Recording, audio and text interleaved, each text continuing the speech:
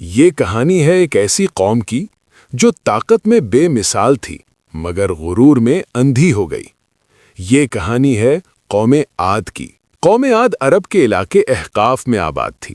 یہ لوگ غیر معمولی طاقت کے مالک تھے، قد لمبے، جسم مضبوط اور بازو پھولاد کی طرح سخت۔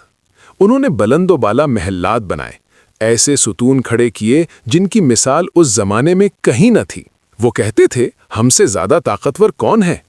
ان کی زمین زرخیز تھی، بارش ہوتی تھی، نعمتوں کی کوئی کمی نہ تھی، مگر ایک کمی تھی، شکر کی۔ قوم عاد نے اللہ کو بھلا دیا، بت تراشے، انہیں سجدے کیے اور انہیں اپنا نجات دہندہ سمجھ لیا۔ غرور اس حد تک بڑھ گیا کہ وہ کمزوروں کو حقیر سمجھنے لگے، ظلم عام ہو گیا اور حق کی آواز دبنے لگی۔ اللہ نے انہیں بار بار مہلت دی مگر وہ سننے کو تیار نہ تھے۔ اللہ نے ان کی ہدایت کے لیے اپنے نبی حضرت ہود علیہ السلام کو بھیجا۔ حضرت ہود نے نرمی سے فرمایا، اے میری قوم، صرف ایک اللہ کی عبادت کرو، اس کے سوا کوئی معبود نہیں۔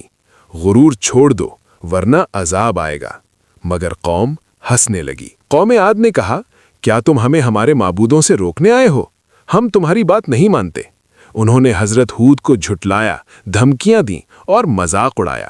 ان کا غرور اور بڑھ گیا۔ اللہ کی رحمت آہستہ آہستہ رکنے لگی، بارش بند ہو گئی، زمین سوکھنے لگی، کھیت برباد ہونے لگے۔ لوگ پریشان ہوئے مگر پھر بھی توبہ نہ کی۔ اچانک آسمان پر سیاہ بادل نمودار ہوئے۔ قوم خوش ہو گئی، یہ تو بارش ہے، مگر حقیقت کچھ اور تھی۔ وہ بادل بارش نہیں بلکہ عذاب تھے۔ ایک شدید سرد تیز آندھی دنوں اور راتوں تک چلتی رہی۔ محلات گرنے لگے، طاقتور جسم زمین پر گرتے گئے جیسے کھجور کے کھوکھلے تنے۔ جو اپنی طاقت پر نازاں تھے وہ بے بس ہو گئے۔ 7 راتیں اور 8 دن وہ آندھی چلتی رہی۔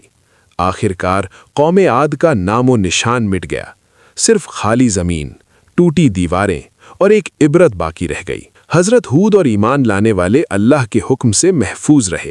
قوم عاد ہمیں سکھاتی ہے کہ طاقت اگر غرور بن جائے تو تباہی ہے۔ اللہ کے نبی کو جھٹلانا ہلاکت ہے۔ نعمتوں پر شکر نہ کرنا عذاب کو دعوت دینا ہے۔ اللہ کے مقابلے میں کوئی طاقت نہیں۔ قوم عاد طاقتور تھی مگر مغرور تھی، اور غرور ہمیشہ انسان کو گرا دیتا ہے۔ یہ کہانی نہیں، یہ ایک وارننگ ہے، ہر اس انسان کے لیے جو اپنی طاقت کو سب کچھ سمجھ بیٹھا ہے۔